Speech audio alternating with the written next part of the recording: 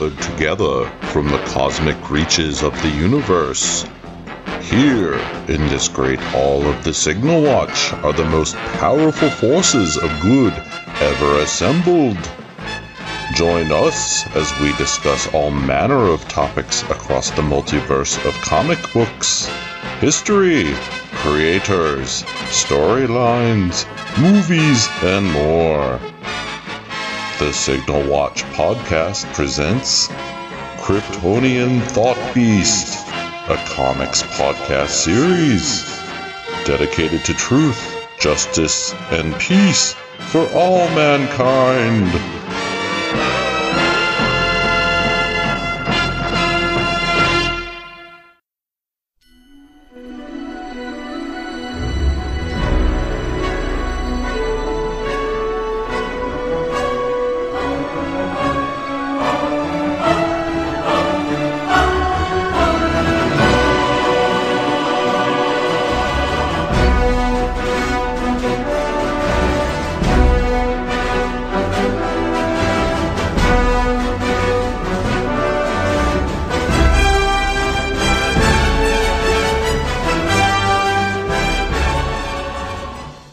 Everybody, and welcome back to the Signal Watch. As always, I'm your host, Ryan Steens, and with me today is a very special guest.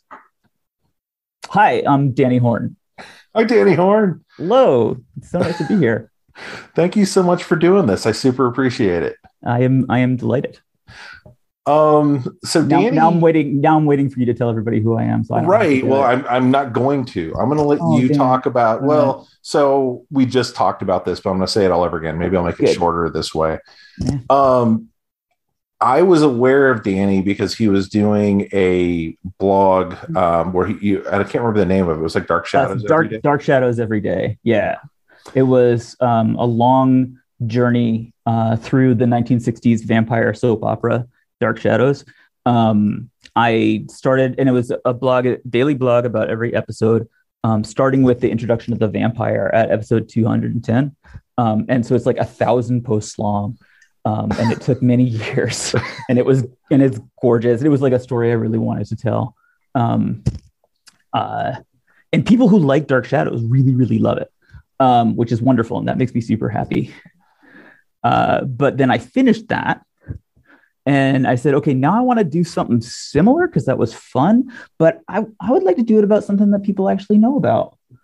And so I started my new blog, which is called Superheroes Every Day, which is a history of, I'm just doing it. The history of history superhero movies in order and in detail, starting with Superman, the movie, 1978, and then kind of moving forward from there. And you're doing Superman 2 now, but you were just telling me next up is something I'm kind of excited about. Yes. Yeah. So I did like 100 posts about Superman, which is too many posts.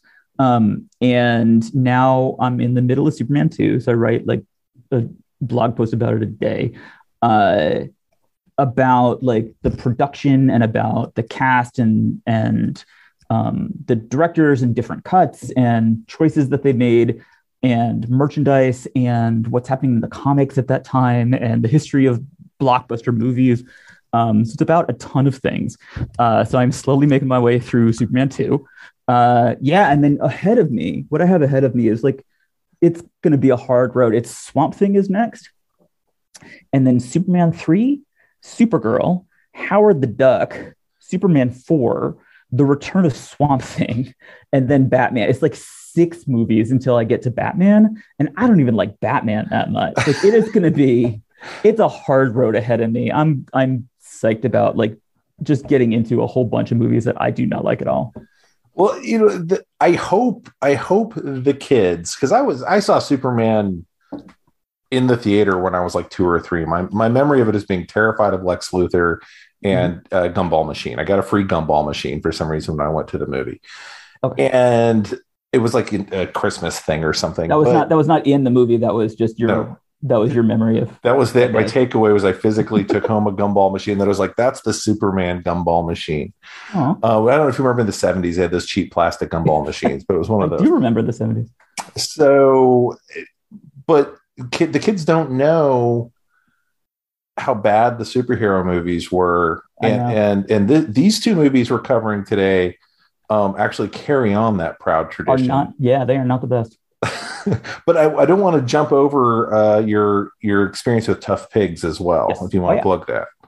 Oh, sure. Yeah. So my first website before Dark Shadows Every Day is called Tough Pigs. It's a Muppet fan site for Muppet fans who grew up.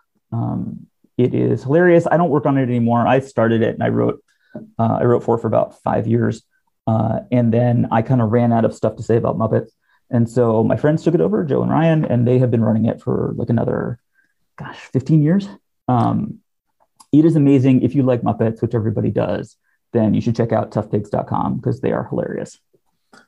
It was really funny. I've been triangulated into Danny. My friend Jennifer had pointed me to the Dark Shadows stuff, and then the Superheroes Everyday stuff, and then my friend Stuart had also pointed me to Tough Pigs because, well, you guys know Stuart if you listen to the podcast, but he ditched us for Expendables, which I'm thinking now is intentional.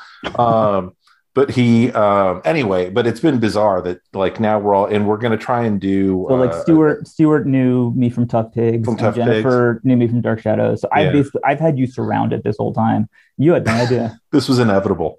Yeah. But yeah, so we watched Fantastic Four and Fantastic Four. Yes, we did. So what was your first experience with what? We were adults by the time Fantastic Four 2005 came out. By this point, were we? Physically and legally. Right. Chronologically. Yes. We were adults.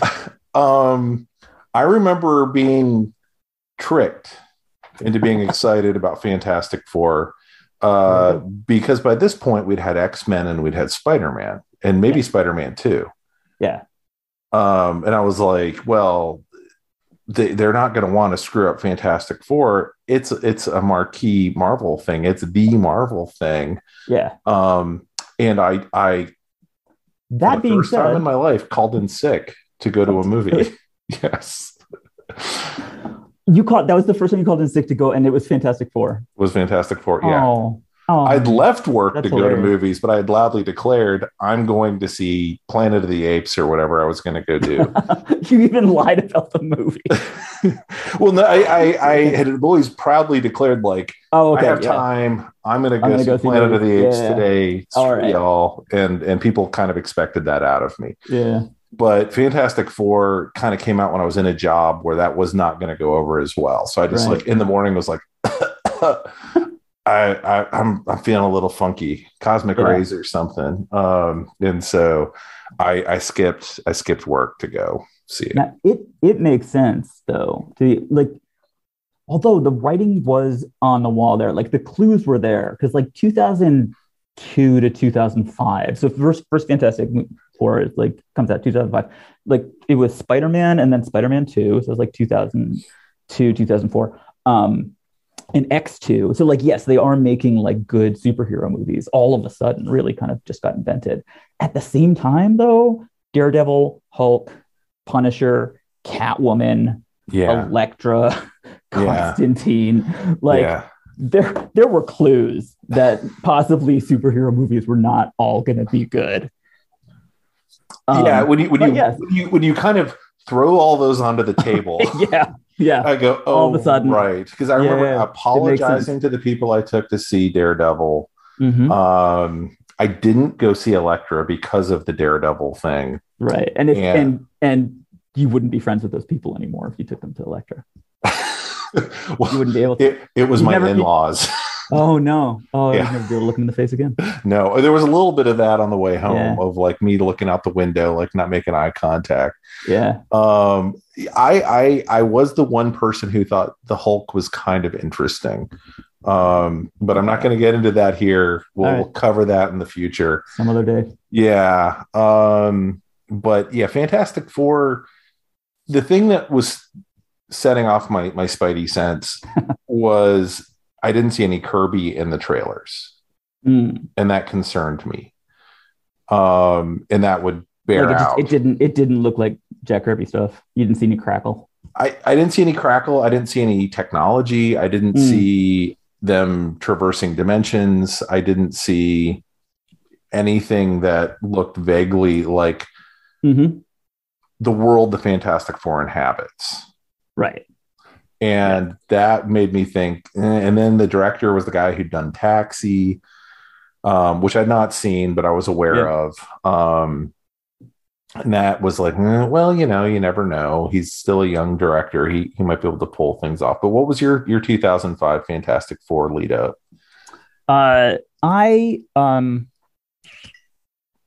to say a lot of it was focused on Chris Evans. Right. For me. So it's not a good movie. Although, I mean, watching for you and me, like this week, like watching these two movies is a journey, because you watch the 2005 one and you're like, well, this is a terrible movie. And then you watch the 2015 Fantastic Four and you're like, oh, actually, the 2005 movie, like that's got a lot of good things going for it. Like it puts it into perspective. So it's not a very good movie. But it was okay. I didn't like it enough to see the sequel, which I did not see. I did opening weekend. Did you? I tricked myself into believing I was going to see Galactus. Oh, does that not happen? I mean, he's a purple cloud. Yeah, well, But I thought, okay, they've got the Silver Surfer. They can open the door to Kirbiness. Yeah. And they ran the other direction as hard as they could. Yeah. And it was just, I don't remember what was in the movie. I couldn't tell you what the movie was about, and I sat through it. So, but in the 2005 you're absolutely correct about Fantastic Four, which you had kind of said something to me on Twitter about it, of like, you're going to reframe 2005 after you've watched 2015. And it's 100% correct. If audience, if you have not seen 2015, we'll get into it. I would recommend it just for the experience. It makes you think about, I feel different now. I feel like I'm a different person. Having watched Fantastic, like the 2015 movie, having watched it now several times, oh my gosh. I've changed. I'm not the person I once was. You've been trapped in another dimension for a year. I don't know what this new thing is that I am, but that movie changes people. Yeah, they're weird in that both films. I was trying to figure out why doesn't, I'm going to need to pull up my notes now, but I was like, why doesn't the Fantastic Four from 2005, like what is going on here? And to me, I feel like there was a lot of thinking that was still baked into, that's less so now in like the Marvel films, but in that they felt like everything in a movie has to have a closed loop. And that's not really how superhero comics work. And so you have a closed loop, like you have to tie up all of the emotional story arcs by the end. Not just that too, but that everything has to tie together. Like it's not enough that Victor Von Doom was Reed's college roommate and he's going to in the future like go be a villain for the Fantastic Four. It's that now Reed, they have and everything, all the story decisions they make are based on, well, how we need to get Victor on the space station for some reason, because we've decided Victor has to also get powers at that same time. Right. So why would he be up there? And okay, he has a corporation that's successful, but Reed is now we have to write in that Reed's also a financial failure. Yeah. But it's not clear what Reed was doing or, what. Yeah. What they don't seem to understand how science works in the world. No. Yeah. No. No, luckily I don't either. But yeah, there's a lot of people doing science in both of these movies. They're both like science movies. Not anything in particular. Yeah. You'll just have like people doing science with whatever science stuff happens to be around. Mostly I guess science now is just like squinting at screens and like tapping buttons. That's science. Yeah. But you see them doing that a lot. The thing that they don't do that's really weird is they don't fight crime. There's there's not a single moment in either of these movies where they fight crime. No, they don't help people. Bizarre. They're both the first third of a movie. Yeah, they don't help people. They don't. In both movies, all of the problems are caused by them. Closed loop. That's exactly what. Yeah, and they fix their own problem, and somehow that makes them heroes. And I think that was a big problem when superhero movies in the early Marvel era first started appearing. Like, it was one thing to say, like, we've got Magneto and we've got Professor X and they've got their the Sharks and the Jets and they're going to fight. It's another thing when you say, Tony Stark works with Obadiah Stane and he's going to build an evil Iron Man, and Tony has somewhat accidentally created this Obadiah Stane evil, Iron Man. Well, it's all like Sid Field screen, like 3-act screenplay stuff where like everything has to be connected to each other, and what gets set up in the first act needs to, pay off in the second and third. So the thing that is like the thing that works for me, the thing that Fantastic Four actually is it's the comic that made comics into soap operas, which is the correct thing for them to be. Like with soap operas being like long-running serialized narrative, multiple overlapping storylines designed to run forever, where stuff that happened 10 episodes ago like still matters now.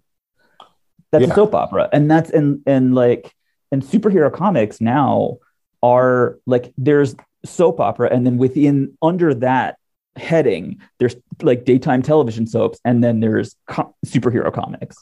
Because all like Marvel and DC comics work exactly that way. It's like continual narrative forever. There's big story arcs, but then there's also sort of like overlapping emotional storylines and character storylines that go forever.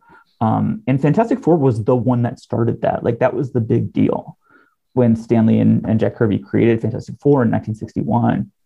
It was kind of based on, they did a lot of monster comics. Have you ever seen like the Marvel monster comics of like late 50s, early 60s? I've seen some of them. Yeah. I'm not very connoisseur, but it's Fin Fang Foom and all that exactly stuff. Right. Like big, scary, like Morok, and like it's every issue is just like people running away from that month's monster. And Fantastic Four is kind of like, it's a monster comic, or at least that's the beginning. You see like them fighting Mole Man. Like, it's this monster comic, but all the people are now recurring characters who have emotional lives. Mm-hmm. And also they're kind of monsters themselves. Oh, yeah. Yeah. I mean, I don't know. The story I'd read somewhere, and who knows, if any of this is true, it was like Marvel and DC guys were like execs were out golfing, and DC let slip. Yeah, right. The Justice League was coming, and Marvel was like, we could do that too. And of course, at this point, no one cared at Marvel. Yeah. And if you ever read, any audience that Danny knows, if you ever read the history of Marvel, like what was going on at that point was like literally as the Marvel you know it now, because it was Timely Comics at the time, they were moving furniture out of the suite while Stan was putting together the first issues of Fantastic Four. They're selling furniture off to keep the company going. And so that's the Hail Mary it was. And on paper, if you say, we're going to revive this 40s character of the Human Torch and a stretchy guy, one of our monster guys, and then a pretty girl who disappears. Right. Nothing there to tell you that it's going to like reinvigorate an entire industry and lead eventually to $1 billion box office. And they fight with each other and kind of don't like each other that much. Right. And two of them, one of them kind of is into Sue. Yeah. The Thing's into Sue and mad that he now looks like a rock and can't have her. Like early Fantastic Four is weird. Yeah. Well, it's just, they just went soap opera where like before Fantastic Four, really you would have just like these static collection of characters. So if you think about like Superman in the 1950s TV show, it's Clark and Lois and Perry and Jimmy at the Daily Planet, and every episode ends up in the same place that they did the last time. And that was true in the comics as well. Like Batman comics and Superman comics, like the same people would come back, and the characters really didn't change. In Fantastic, and like all the good people are friends. Like in the Justice League, like all the good guys are friends, and all the bad guys are mean. Yeah. And then Fantastic Four, and then even more so Spider-Man a couple of years later, were the first to like build real like characters and relationship story arcs. So yeah, Reed is into Sue. Johnny is like Sue's hothead brother, and Johnny and Ben have like kind of a combative relationship. And sometimes, and like there's some stuff early on where like Johnny just like goes off and leaves for a couple issues because he's like pissed off at Ben. And so that's a thing, like, I think that they, in the 2005 movie, like, they actually nailed that part of it, at least. That, like, these characters all have emotional relationships with each other, and they're complex, and they're kind of a family, but they also, like, are squabbly and angry at each other. I think that they leaned so hard into that, that became the overarching thing. I think I'd read at one point before, and this is in like 2003 or something, that someone had a vision for doing Fantastic Four as if it was like a Hard Day's Night, where they were going to be like, they're celebrities, and so people are chasing them around and all this stuff. And I didn't really get, and then this time when I was watching it, I was like, you can still see some of that DNA in there of, well, we're really telling a story about how these people become celebrities, right? Whether it kind of makes sense or not. Talk about the closed loop, like the thing first causes the incident on the bridge that he then solves, and then they're all heroes at that point. Right, just because they fix their own problem. And it's like we all know now that would get out in the press that actually the thing caused the problem, and now they're destroyed, which would happen. It happened in the comics, by the way. That's something Stan and Jack absolutely would have put into the comics. But yeah, it doesn't, as you said, there's no mole man. There's no monster for them to fight. The fight with Doom at the end is maybe the most perfunctory superhero climax fight I can think of. They could have written it out of the movie and done something else, and no one would have blinked. I do like that. I want to get into it later. Like, let's get there. But like, there's stuff that I love about that fight. It's a weird fight. Fair enough. But yeah, no, it's like there's basically two action scenes. Basically, in both movies, in each movie, there are two action scenes. A fight with Doom at the end, and then like another action thing in the middle. And in the 2015 one, it's so dark because the other action scene is just them hunting each other. So that's how great the 2015 one is. But yeah, no, 2005. It's very self-centered, like self-focused. They're really into themselves and their own problems and their own relationships. And honestly, like if they were the right actors, it would have worked, I think, really well. But can we talk about the cast? Yeah, go for it. We got like Ioan Gruffudd, I believe that is how I pronounce his name, and Jessica Alba. So that's Reed and Sue, in my opinion, are completely miscast. And not interesting at all. I don't understand what they were doing with Reed in this movie. Yeah, I mean, it's weird because in my head, Reed has always been about 43, like since I was a child. Like, and I watched that goofy cartoon where they didn't have the Human Torch; they had Herbie. Yeah, like he's always been dad age. Yeah, and he's younger than that here, which I kind of appreciate. But the cat, he just seems baffled that he's in this movie through the entire thing. You're right. Yeah, he's a little stunned the whole time. He doesn't have a lot of charisma. He's not funny at all. Cannot do any comedy. You haven't seen the sequel? No. Does he try? Okay. Does he rap? So there's that would make me see the sequel as if he would rap. It's close. They have a bachelor party sequence where, because of course he's marrying Sue. Oh, they're getting married. Yeah. And he's like at not a strip club, but a nightclub. Might have been I don't remember. Oh dear. And all I remember is they have him try and dance as Mr. Fantastic. And he's like stretching and like, yeah. And that sounds grim. It's rough. It's and he looks uncomfortable doing it. And yeah. Can you name like one good quality that like what's one likable quality that Reed has? He does a minimum amount of harm. Okay. All right. Yeah. I mean, like I agree. I agree with that statement. Yeah. Yeah. I can't. Nothing else about the man. He stands there. He takes up space. He says things. Even the characterization of him, he's not Reed Richards as we know him from the comics as being the most brilliant man on the planet. Right. He's smart. He's smart. Supposedly. I mean, he's smart because like he goes and invents things. But he doesn't invent a rocket to take them to space. He has to hitch a ride. Yeah, you're right. He says I'm going to cure Ben. He absolutely does not do that.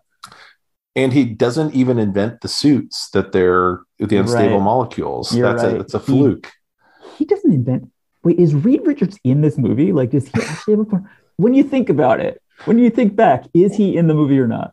I mean, and his powers aren't even really the Mr. Fantastic powers in the movie. He can stretch his limbs, but he's not Mr. Fantastic, where he's like can turn into a bed sheet. Oh, okay, yeah, yeah, like the Plastic Man stuff. Well, he never does quite like like I'm going to turn into a rug or anything, but. They treat it more like elongated man than Then I think of Plastic Man is just forget it. He can do whatever shape he wants to be. Then there's Reed who can if he wants to stretch out his whole torso into a bed sheet to catch a bowling ball, he's doing it. Yeah. And then you have elongated man who can just kind of stretch himself out. Yeah. So and they really do more of the stretching. Mm-hmm. Yeah. And then Sue, then Jessica Alba. I need to ask you about this one because like Jessica Alba is presented in mint condition in every shot. Like her outfit, no matter what's going on, her outfit's amazing and always different. Her hair is great. Her makeup is great. Like she is never off the clock. Right. So it's real hard for me to relate to her. It's like you're doing science. You're supposed to and they make this big deal about how like, oh, she's really smart too. And she does science too. But like, you need to wear a sweatshirt in one scene. Like the designers need to relax for 5 seconds. I mean, I all I can remember is the John Byrne comments when she was cast and me losing my mind. Do you remember that mini scandal? John Byrne came out and was like, "Oh, Hispanic girls with blonde hair are super trashy" or something like that. And I was like, that was when I was done with John Byrne. It was like hard cut there. Dang. But I mean, Jessica Alba, I never really knew, even in 2005, as being any kind of amazing actress. She was kind of presented as like a Maxim model sort of thing. Right. And then in this movie, her job seemed to be to start removing her clothing and then to watch bras float in the air. And it's so weird and misogynistic for 2005. It feels positively like 1985. But is it sexy? So here's my question. Nothing about it is sexy. Okay. Because I'm not the target market there. So I want to so Chris Evans, when I talk about superhero movies, I always have to just get into like my personal taste in dudes when I talk about superhero films, because I feel like that's Michael Chiklis. I'm going to talk about Michael Chiklis. Okay. But like that's a major factor in a movie's appeal, I believe. Like not for me, like for the world. Like they hire gorgeous people to do gorgeous things. And Chris Evans, this was like I think his first big part, and he is doing exactly what he needs to do in this movie. I think he's real cute, and it's real fun watching him sometimes with his clothes off. So that works for me. I feel like this is a legitimate area of film criticism, is how hot are the people. We're gonna work very well together, Danny Horn. Awesome, that's great. It's like the most important thing about a superhero movie is how much money did it make, and the second most important is how hot are the people. So I'm in the target market for Chris Evans. Totally works for me. I am not in the target market for Jessica Alba, and so I'm looking at her and I'm like, does that work in that way? I mean, she's not.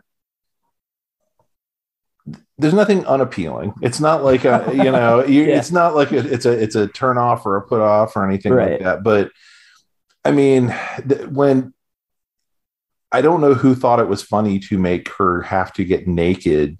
Twice. All I could think about was the logistics of you're telling her she has to get through a crowd, and to do that she has to turn invisible. To be invisible, she has to remove all her clothing. So the gag is you're telling the woman you love to get naked. Yes. And then squeeze between a bunch of strangers.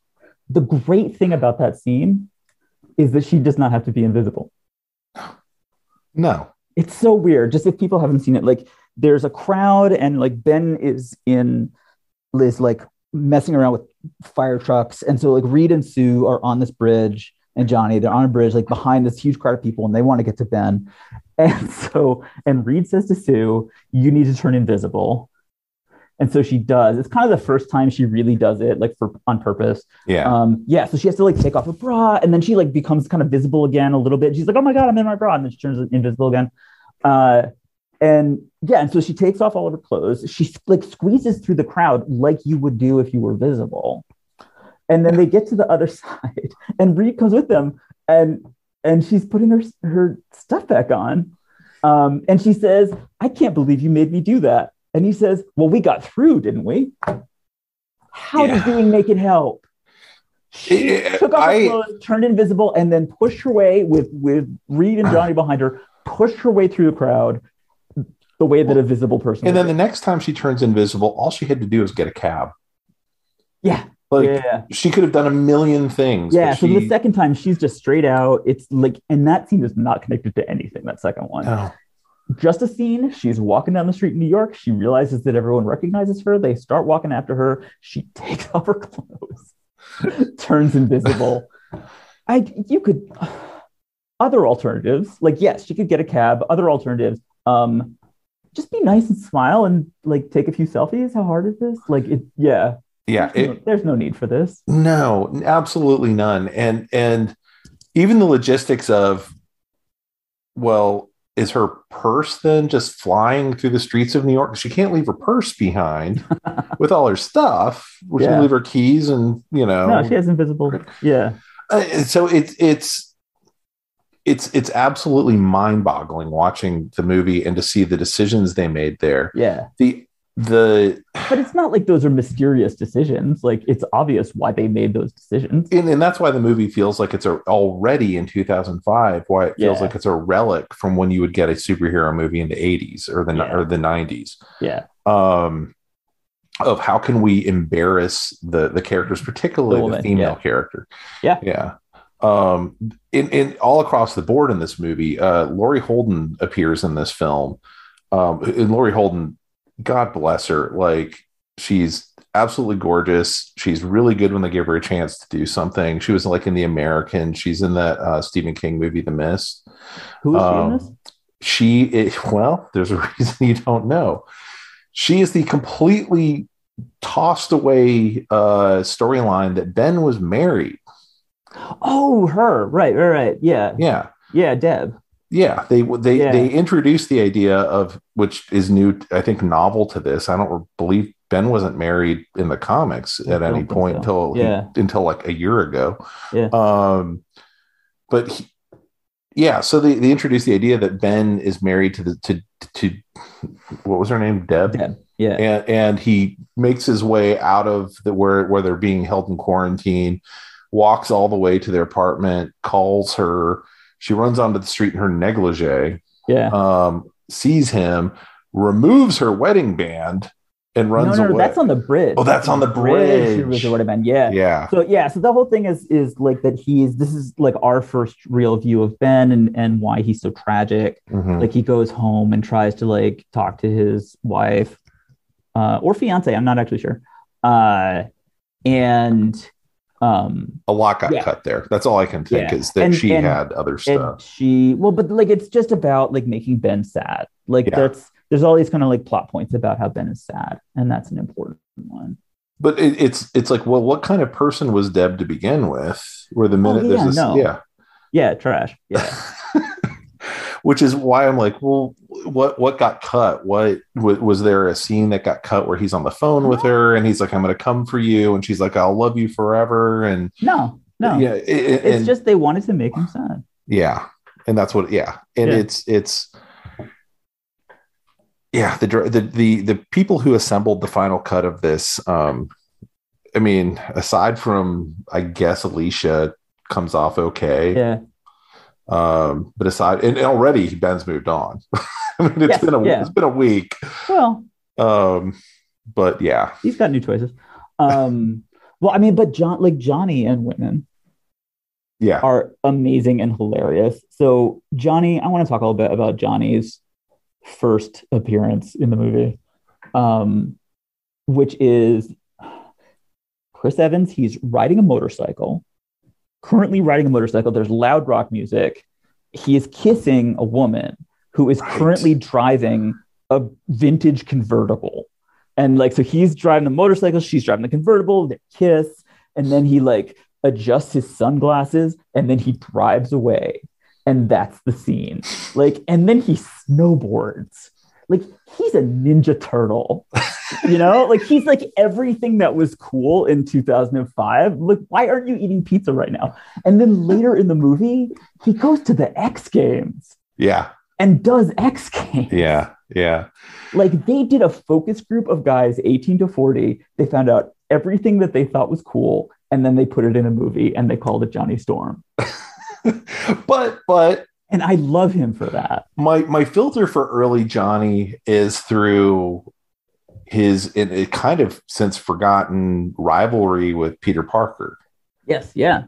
This would definitely be a Johnny who like is friends with and hates Peter Parker. Yeah. And so if you don't know, back in the day in like the 60s and I think into the 70s, Spider-Man, of course, had made like a stab once or twice to join the Fantastic Four, but Johnny and Peter did not see eye to eye. Like, Peter was the nerd, and Johnny was super cool and driving sports cars and being rich and fabulous, and it just everything that in Peter's world, you can imagine how all of this just made him feel, and he acted out at Johnny, and Johnny was like, whatever, I don't care, I'm Johnny Storm. And so, and he can, of course, burn Spidey's webs and whatnot and mess with him. So this to me felt like if you knew Johnny through that lens, this was that Johnny, but very 2005. Yes. So, yeah. And he they go to space. Should we talk about space? I feel like we should talk. Yeah, we definitely talk about space. They go to space. Where there's gravity. They go on a space mission, which is lead characters only. Mm-hmm. It's like this. They go up on Victor Von Doom. So Victor Von Doom is like, Julian McMahon, who he is. At the time, like really popular anti-hero chaos merchant. He was on Charmed as like a demon love interest in like 2002 and 2003.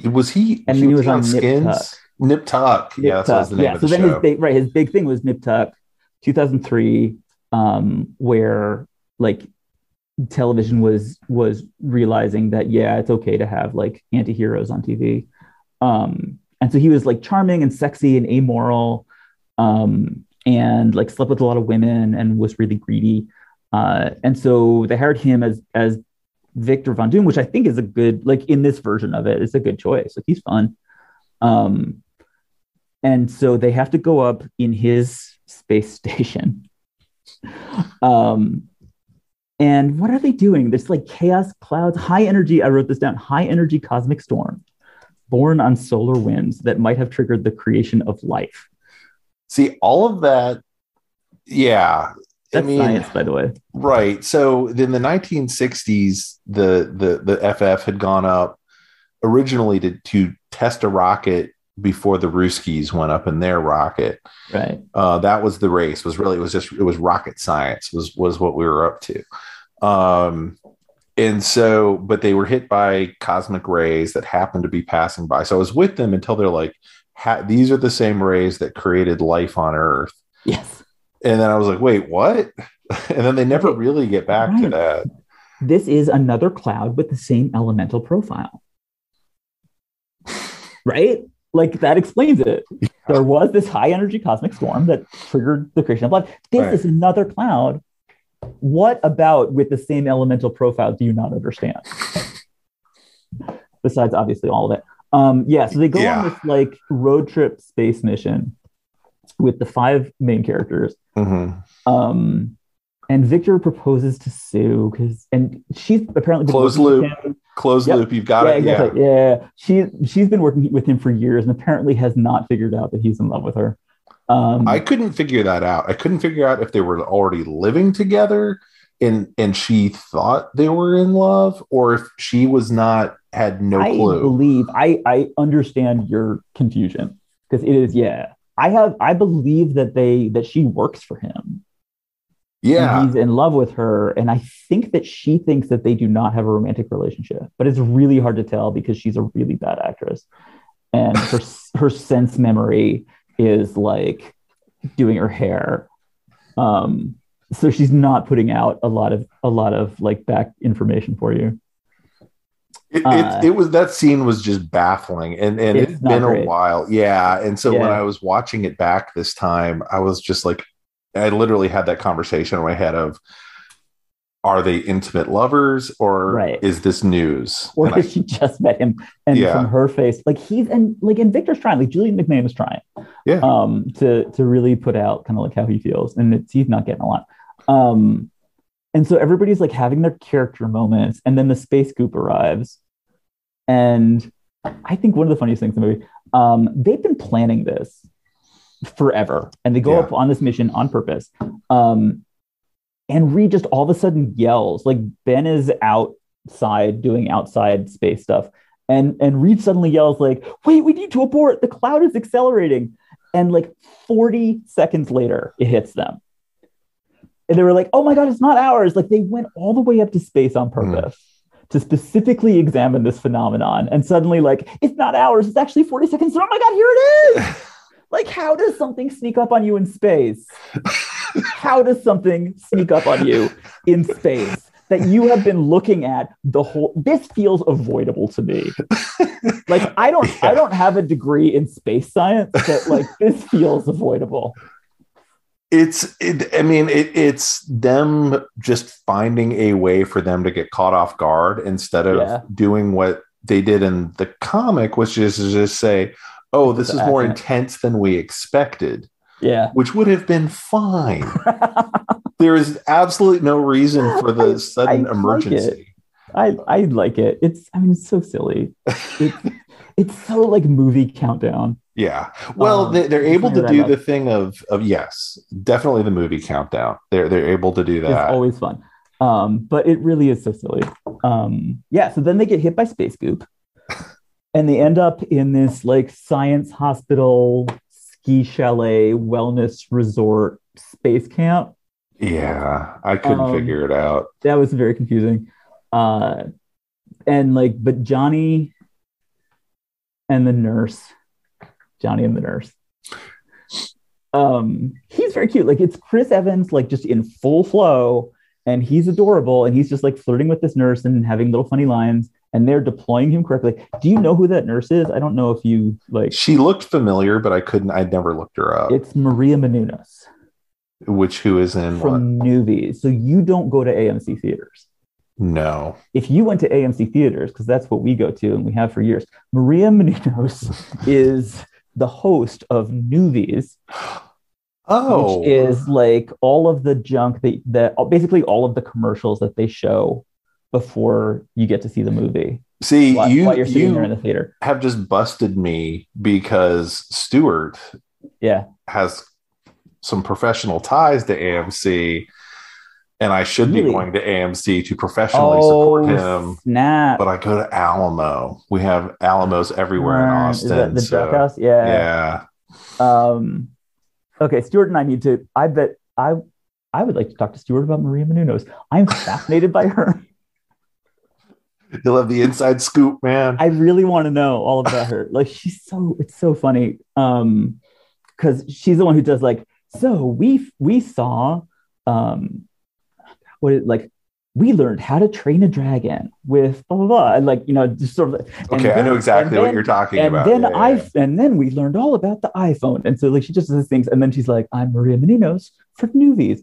So she's in this movie. Her character is called Sexy Nurse, which she understood the assignment. Okay, she really did. I did give this movie in a different era. I would have been like, "Oh, this is gross." Now I'm like, "No, this totally makes sense." Yeah, no, he's a good-looking dude. He's super fun. Yeah, exactly. Yes, that's why Whether People Are Hot is legit film criticism, because that is like, they are doing the thing that they are supposed to do. They are giving us the feelings that they want us to feel. Mm-hmm. And so it's Johnny and the nurse. He flirts with her and she's like, oh, you're bothering me. But then they're in a helicopter that they jump out of, and they ski and they snowboard down the slopes while bantering. And Johnny bursts into flames, which is horrifying. As the 2015 movie tells us in great detail, is horror. He's turning into a monster. But they do it as this like super cute romantic comedy moment, and then we get to see him without his clothes on, because he burns all his clothes on. I was curious what they built to get that shot of him. Because he's in a pool. No, not that. Oh yeah. So he goes into the snow, and it ends up like melting it and turning into a hot tub. Mm-hmm. And it's a 3-second shot. Yeah. And I was like, did you guys build like that? Had to have been a $20,000 set. Yeah. But for a 3-second gag, but more power to them. That's what you get to do with big studio money. Yeah. But then I mean, it's a 3-second gag. It was a 3-second gag with Chris Evans with his clothes off, all wet. Right. Saying, come on in. That's probably that's what she learned in its Newbies. Yeah. I'm going to say probably the two scenes that stuck with me after this movie was that, and then the other one where he's got his shirt off and he's like snapping his fingers and causing flames. Like, those are the only two scenes that I really remember. So that was pivotal for me, at least, the hot tub scene, and for anybody else who's in my demographic.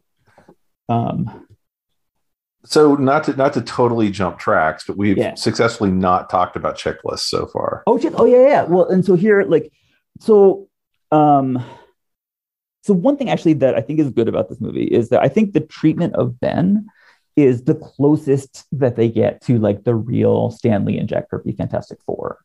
Like, it is just like beat for beat, like what they're doing with that character of like, he's big and he's silly, but he's really sad and he's lonely, and like sometimes, and he gets mad and like wants to hit people, but also he's really like sad, alone inside. And they just do all of those beats, and I really like it. But yeah, so he's really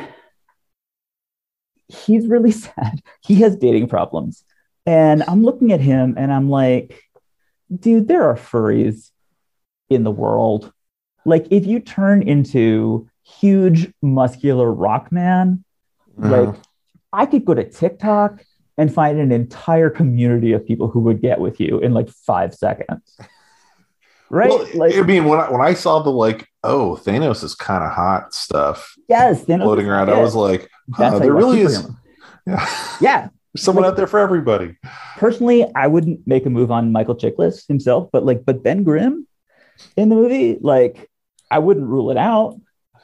I'd consider it, like. So my biggest beef with it is really that and it's not true in the early comics. Ben Grimm is relatively human sized in the early comics. Yeah. The idea that Ben is like almost 7 feet or 7 feet as he's now portrayed, that's new. Yeah. No, I agree. But I missed that visual. That was probably my of like him being kind of like squat and like he doesn't really have like a flat head like he does in the comics. Yeah. I wanted him to be like a head above Reed. Yeah. And he's just, they put him in the rubber suit, and the rubber suit, but man, we'll get into it when we talk about Jamie Bell, but it's so much better looking than what they did with CGI, in my opinion. And it was like, oh, we were so close to being able to do something really cool with fake suits when we moved to CGI. Wait, which one of those do you like better? I couldn't tell. I actually liked the rubber suit better than I liked, because I didn't like the design on Jamie Bell's thing. Oh, okay. I thought it reminded me of the weird spiky thing from like 86. I like him. I like the CGI for the looks better, I think. Fair enough. Yeah. There's no right or wrong here. Yeah, no, there is. There absolutely is. But yeah, but this one is kind of like, he's cuddly, I think. They do, it keeps him very human. It makes it make sense when, Alicia doesn't have to go, oh my God, you're 7.5 feet tall. Right. Yeah. Like, how would I don't even know how to deal with whatever's going on here. Alicia is funny to me. She's just like this drop dead gorgeous blind barfly who's hardly in the movie. Like, Ben walks into a bar and feels. Do they even explain she's a sculptor?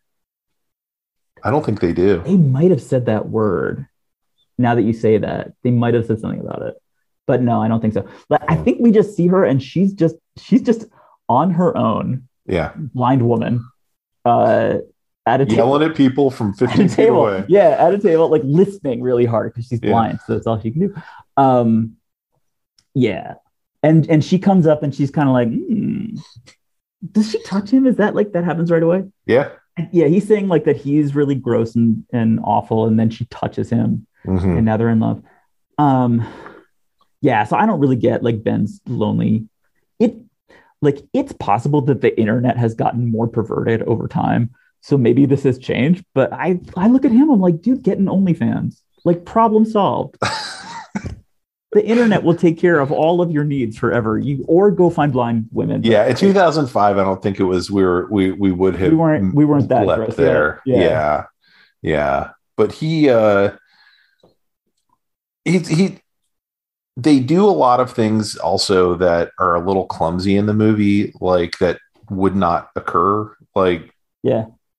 Okay, so Ben gets in the elevator with them, and it can't go because too much mass and. You can't tell me that Reed wouldn't have been like, we'll send them up and I'll go with you. Like, I'll wait with you for the he goes up. Yeah, you're right. And they just kind of make a face at him. Like, go take the stairs, loser. I'll walk. Yeah. There's just a lot of stuff like that in the movie that just felt like really lazy movie making. And it does bother me that, like, Reed has the Baxter Building, and they bring in Willie Lumpkin, the mailman, and they do, and they manage to bring in some of that stuff. But one, no super science. When we do see the like weird chamber, like it never quite works till Victor starts messing with it, which says nothing great for Reed. And it doesn't look, it looks like the chamber from The Fly or something. There's like no aesthetic to the movie. I think the aesthetic is like Manhattan Loft. Yeah. It's like Manhattan Loft Science Church is how I see it. Yeah. Expensively. And then they make a magic box that does a thing, is the way I read that whole section. Yeah. And except it doesn't do the thing because it did not occur to me like this. Now that you're saying it, I'm like, oh yeah, Reed sucks at science, actually. Nothing that he does works. No. And he's tapped into the like Manhattan power grid for all their power. Like there was just a lot of things. Yeah, which is not, And so they go to the Manhattan Science Church, and then like they just do like lighthearted bonding montage. Yeah. Of like, whoops, like you open the door and there's Jessica Alba. Whoa! Close the door. We get to see Reed take a dump. We do, yes. Not many superhero movies go there. So yeah. And Johnny kind of like messes with Ben and is like, Johnny, still not fighting crime. Like the whole time, I'm just never occurs to them to be useful. The whole time I'm looking at this, I'm just like, just think of all the crime that's happening all over the place. Mm-hmm. These people do nothing, and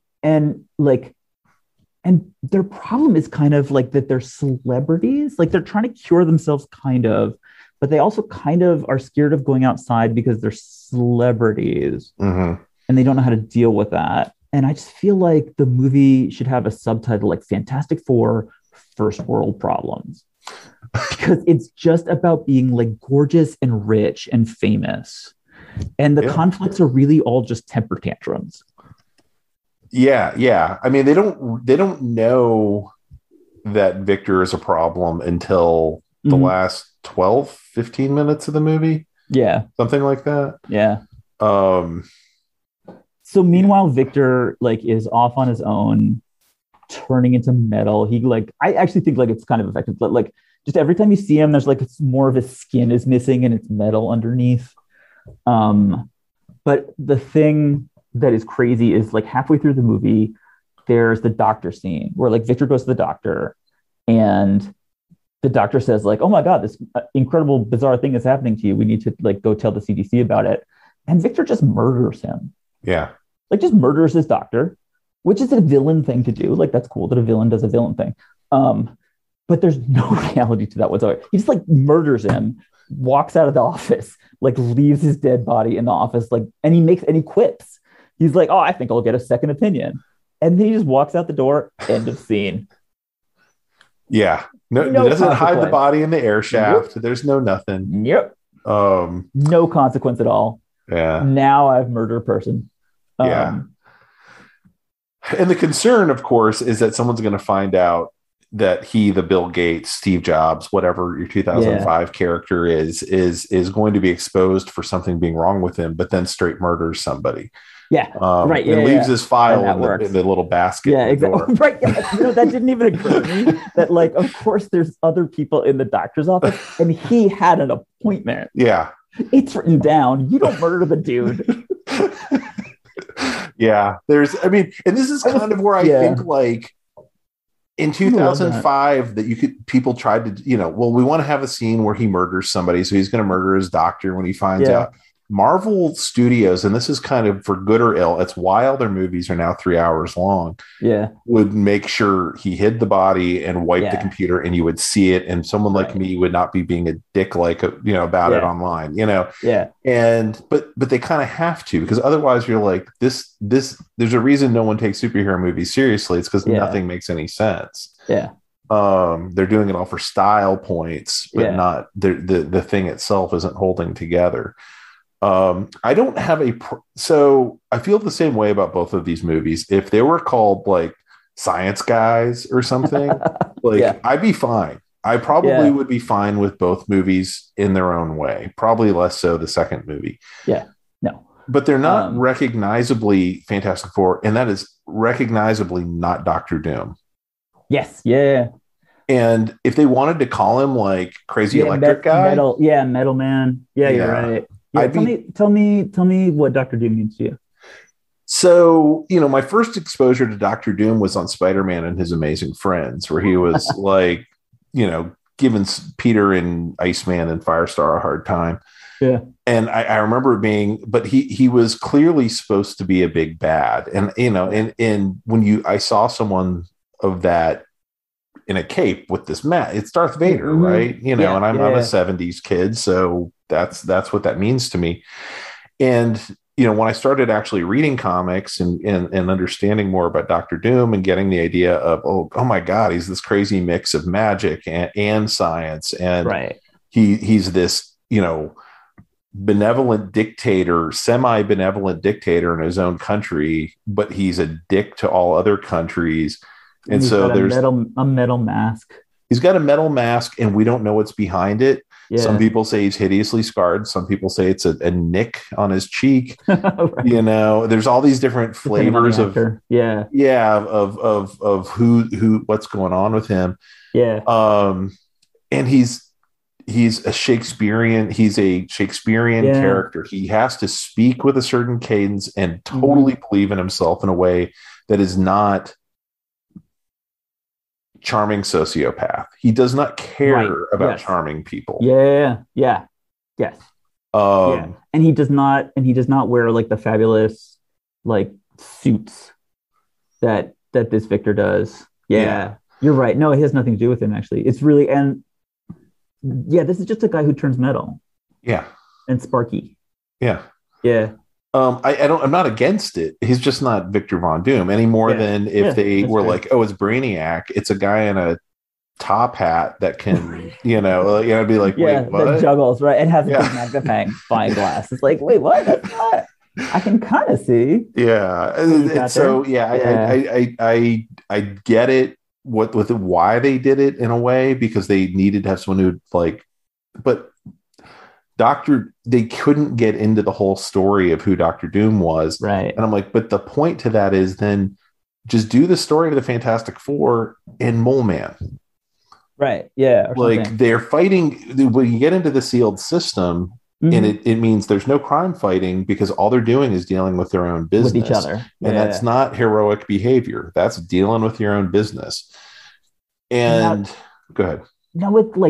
Now, I'm hoping that you figured this out because there's one huge mystery in the movie for me, which is the mask. There's a moment where I believe he's on the street and he smashes some glass case that seems to be like by his feet. He smashes some case and then takes this metal mask out of it. What is that mask? Was Bad that established? editing. Was that established earlier? No, but I believe somewhere. Yes, I think it's in the boardroom at Von Doom Corps, because there's a whole thing of like the corporate dudes are going to take away his company or whatever, right. Which also doesn't make any sense because in the second movie, by the way, he's fully the king of Latveria. Yeah. Oh yeah. They just go ahead and go there with no explanation. They mention Latveria. Yeah. In this once, but with no connection to anything. Yeah, they don't. Yeah. He's just now king of in the second movie. Yeah. Because they realized they screwed up. So I think that was the boardroom, but like they didn't. I think so. Yeah. They needed to show us that. They needed to have a scene where like something happens right next to that. They needed to have a monologue about the meaning of the mask, of what it meant to be Latvian. They needed to do a lot of things. It's really mysterious how he gets that. Yeah. Another weird thing then about like Victor kind of towards the end of this movie, he like causes doubt among the characters, and like Ben fights with Reed and etc. And actually they have a fight, and like this is the one action scene for this movie, which is just Ben fighting Reed and like just kind of basically having a tantrum, and Reed just like wraps him up, which is like the wrapping him up thing, like that's effective, like that works, but it's the only action scene in the whole movie. But then they all storm out, and then Victor gets into the loft somehow, which feels to me like the only plot point in the last 30 minutes. And they don't even show us how he does it. Like there's nothing of like him like breaking in somehow. It's just like Ben kind of comes back to the science church and Victor's just there and he has helped himself to the machinery. Yeah. No, he apparently no two-factor authentication to get into exactly. the science church. So then he just like there's some kind of, he has a machine that then makes a cloud with the same elemental profile, whatever. Yeah. And the whole thing is he realizes for whatever reason, the thing can beat him up. Yeah. And that's, no one else can beat him up. The other, even though they've already said Johnny can melt the atmosphere or whatever, right? But could actually potentially end all life on Earth. Yeah, but one rocket is going to totally it didn't make any, but it didn't. Yeah. It's not the movie that thinks these things through any more than like a CW show really worries about the details. Yeah. So yeah, I don't love the ending except for watching Victor shoot a rocket through a window at the Baxter building. Like I'm like, chef's kiss there. Yeah, I like that's that. good. That's good stuff. but then how the rocket chased it. But you do get to see Johnny, I liked the little like Johnny. Building. Yeah, he and they like and they zoom like kind of down a busy street in New York, and you get like a little reaction from people. Yeah, which is cute. But yeah, the final battle. I mean, in my head, it's just like a murky thing of things happening until Ben has reclaimed being the Thing and punches him, and he got more orange sparkly stuff, and Ben again. Now, there's a thing that I love about the street fight, which is that it's full of movie New Yorkers. And movie New Yorkers, especially like superhero movie New Yorkers, are badass. Like they will stand and watch anything. So like Ben, like they just like everything like crashes to the ground. Ben, I think like doesn't he fall on top of a car? And like these women are like, oh, whoa, and they're like, stop. And so like their car is crushed, and then they get out of the car, and then they just stand right there. And like there's a ring of people around, like these clearly dangerous, like there's flames and crashes, and like Victor like takes a car and throws it, and the car hits a bus, and the bus hits a power line, and like that happens, and then like all the New Yorkers like take one step back, like half a step back. They're like, whoa. Nobody moves. Nobody goes anywhere. Nobody's they are treating it a little bit like when you're in high school and somebody gets into a fight, right? Yeah, they're like, yeah, no, go, and like, y'all understand that this is hazardous, right? Like that's movie New Yorkers. Like you got to respect them. Yeah, no, that's absolutely true. And I know it's part of the whole like fame thing for the Fantastic Four, and where I think they wanted to go with these are the celebrity superheroes of they have to have people witness this whole thing. Yeah, completely forgetting there's such a thing as a news camera, where you just need the one brave camera person to run down there. But you're right that it's sort of perfunctory. It's like we throw a bus and we hit a power line. Everybody like takes a couple steps back, and then like Sue does an invisible force thing, and Johnny does a fire thing, and then Reed bends himself, and Ben breaks a fire hydrant. Yeah, and that does it. Yeah, and then he's locked in place. Yeah. It's also kind of a weird ending because it's like, well, now it's 4 people who just murdered somebody in front of. It's 4 people ganged up on somebody, on a guy, right? Yeah. Oh yeah, people don't really know that he's a bad guy that much. No, they have no idea. They have no idea who he is. You're right. Yeah, they have no idea, and it's just like, oh no, we just like created an inferno in the middle of some New York intersection. Yeah, there's people with godlike powers now walking among you, but don't worry about it. Yeah, no, it's fine. It is fine. And everyone claps, and it's like, no, this was their problem. This was their mess. Yeah. So much crime going on. Yeah. So many monsters that these people are not fighting.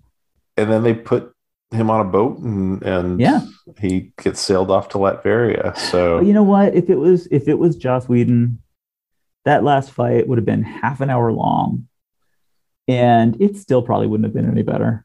Yeah, I mean, just do it and get it done. I agree. I mean, there's definitely a point at which, even when I'm reading comics, when there's like, okay, well, they're fighting, got it, and my brain kind of shuts off till the story kicks in. Get the next page. Yeah. Just tell me who won, basically. Right. Yeah, it's like I'm not going to remember these panels to see the cool kicks and whatnot. Don't care. But I compare it mostly to the Superman 2 fight, but there's peaks and valleys to that fight, right? Yeah. And there's character moments in that fight. And they have a Save My Baby lady. Right. Superman 2. Well, they've got the guy on the roller skates getting blown backward, the hero of the movie. So I hope you do a whole post just on that guy. There's going to be, I have a lot to say. I have a lot to say about the super breath fight. Goes on forever. Yeah. It's kind of incredible. But that's the closest thing that something like that I could really think of. And I'm in a way I am glad. Like my brain just goes, okay, then there's a fight, and then he's frozen at the end. Yeah. And I think of Avengers Age of Ultron in my head is the one that has like just the longest, like so many fights, and they're so long. And I don't need it to be that long. Age of Ultron, you're not going to get me being the guy who defends that movie. Yeah. So yeah, I agree. I mean, there's good stuff. There's good stuff in that movie, but like the fights are just endless. Yeah. So you might as well just have everybody like form a ring, like you said, it's like a school fight. Like everyone just like, and then they just beat them up, and then that's the end of the film. But yeah, I walked out of the theater. And I'd taken the day, I'd burned a sick day to, lie and go do it. I turned to my wife and I was just like, again, it was just like Daredevil. I was just like, I'm so sorry. Like, I after you've been through at that point, really Spider-Man 2, you're like, we've hit a new plateau and you guys were nowhere near that. This is not it. Yeah. And Batman Begins came out a month before that. Did it really? Yeah. Wow. Yeah, we'd almost not gone to see that. Yeah. And I was watching a basketball game and my team was losing, and I was like, screw it. I need to get out of the house. Let's go watch that Batman movie. We'll see if it's Fantastic Four you had to take. Yeah, for that I was like, yeah, man. Well, at the time, the thing that I love about this story for you is like to go to Fantastic Four. Like you committed a venal sin. Yeah. You lied. You had a plan. You hoodwinked your employers. Yeah. I really wanted to see it. A sick day. And then there you are. And I mean, I was, what was it, 2005? I was 30. But I was also at kind of the height of like superhero movies were getting to be good. Yeah. I just read that Mark Waid run. I don't know if you read the Mark Waid run on Fantastic Four, but I just finished reading that in collections and was like, oh my God. Yeah. Was totally in love with the Fantastic Four. I'd been in love with Kirby's stuff since like I was like 22, and I stumbled across these weird collections DC put out in black and white of the New Gods stuff. And was just like Kirby all the time. And then it was, and I'd read kind of like the early issues of Fantastic Four in trade or something like that, and was kind of jazzed and ready to go. And then just kind of like, oh, this really just felt like a pre-1989 Batman superhero movie to me in a lot of ways. Like it hits the beats. They basically understand who the characters are. It doesn't embarrass itself. I guess maybe more like the Shadow era, like, or the Rocketeer, like, but we still have to do movie with it. Yeah. We can't just do it straight. Right. And that to me was kind of the sin. And I thought it was bad until I agreed to watch the 2015 movie. I do want to get to 2015. It just occurred to me, like the one, I just want to linger for just a moment. Oh, please. On you lying to your employers, punishing your wife, going to this movie. The moment that I feel bad for you actually is the X Games. I'm just thinking of you sitting there and Johnny's just popping a wheelie on his motorcycle at the X Games. And there you are. And you're like, I lied for this. It's amazing that you've owned in on that, because that was right? Definitely a moment in the movie where I was like, oh, I hate this. I hate this. Like, at the same time, I knew like there's no reason this isn't Johnny Storm. Yeah. Like if they're doing early Johnny Storm. The thing is Chris Evans, right? It's the most like Ninja Turtle thing that they can do of like, we're going to do everything that is cool. And he pulled it off because he's Chris Evans. Well, it made me remember it as a children's movie when I was, because I haven't seen it since probably 2006 or something like that. Whenever the sequel came out, I rewatched it, and then I haven't watched it again since. Yeah. And I was like, because like the X Games stuff and him like putting the foam in Ben's hand, and and there's like kind of some wackiness. And then I was watching, I was like, this is a very PG-13 movie when I was watching. Like, they're making it's supposed to be sexy fun that Sue's getting naked and right.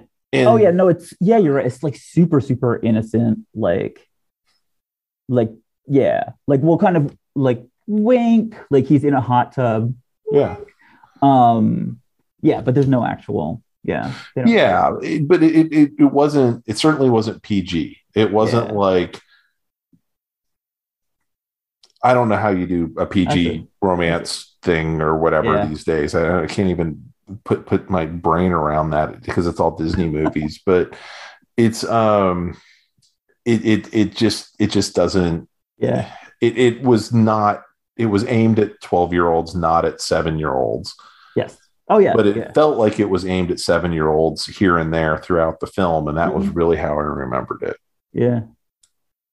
And then the red hot smoke show of the 2015 movie. So I told Danny we're just going to do one episode, and we have just talked for an hour. So this is going to be 2 episodes. I figured that might happen. Yeah. I told you before. You didn't know. You didn't know. I come prepared with things to say. So I appreciate it. But for the audience, we're going to keep talking, but we'll be back in a few days with a new episode, which you will love. Which you will love. But we are because this is the cliffhanger. We've talked about this for this long. And so do listen to part B. It turns out, 2015 Fantastic Four is even worse. And so if you want to find out how that is possible, please come and join us in our next episode. I'm good at this. I should have my own podcast. You should, actually.